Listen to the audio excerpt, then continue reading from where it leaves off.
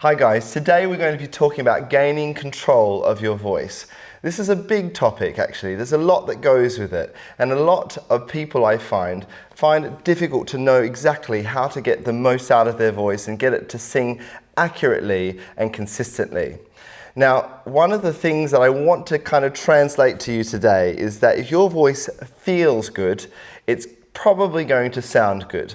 Now, that's an interesting topic because actually a lot of people get very used to their voices not feeling good. For instance, if they sing a high note, they might experience a lot of strain and they get quite used to that strain always being there when they sing that high note. Now, that being said, it might be that you actually need to start to engage with what you're feeling in your voice. What is going on? Are you feeling any strain? Are you feeling any constriction? It's that constriction that starts to affect both your ability to control the fluency of your voice as well as what we call intonation. If you don't know what intonation is, it's just the finer points of pitching and tuning your voice. And so how do we start to take off some of that pressure? It's very important that you have firstly an awareness.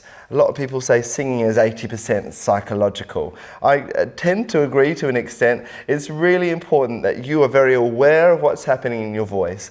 A lot of my students, I get to close their eyes and actually I ask them, what are you feeling? What are you experiencing? And if they are experiencing strain, we even just allow ourselves to be aware of that strain. And by even just considering that we might have strain there, we can regain some control in trying to let that to settle down and release. Now, the other thing is we really want to think about compression. Compression is an interesting topic. If you think about the vocal cords, they're about the size of a 5p coin, very small.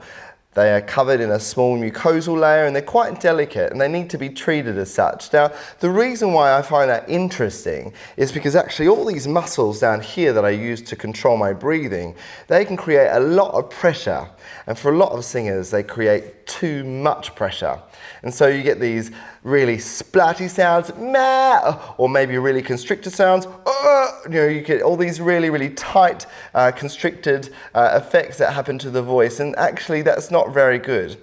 When you go for a high note, whether it be loud or soft, when you go for a low note, whether it be loud or soft, the voice should feel good. It should feel balanced.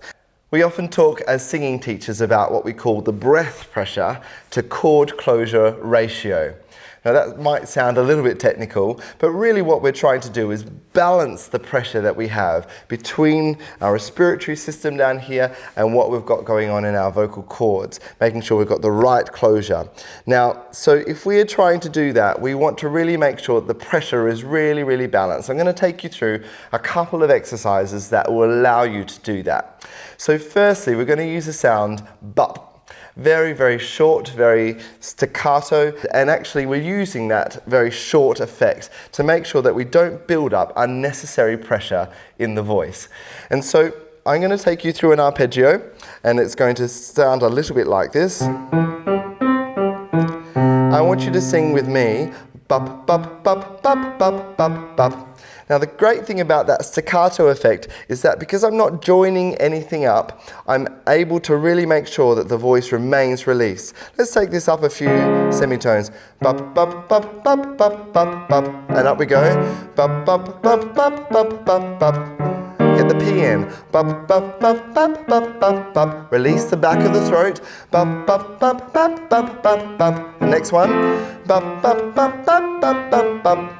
Again, I'm not getting a chance to strain, and that's allowing me to not only get a sense of control and warm my voice up into that place, but also I'm getting a chance to really sing those notes in tune.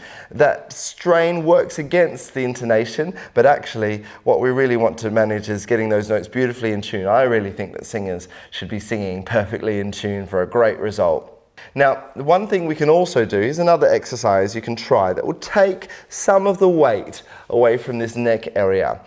Now, you can try this with straws. Some people try this with a straw. I don't have a straw today here in Studio A, so I'm going to use my fingers and I'm going to place them against my slightly opened and pouted lips. I'm going to make this kind of sound. Sounds like a car inside a garage. And so what we're going to do is put our fingers over and I'm going to sing some of these arpeggios. And you really want to aim for the fingers. If you're feeling it in the back of your throat, you're in the wrong place. Up we go. My voice is so relaxed doing these. Keep going, make sure it's relaxed.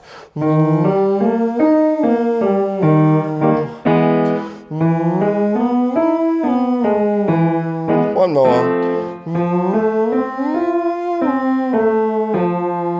There you go.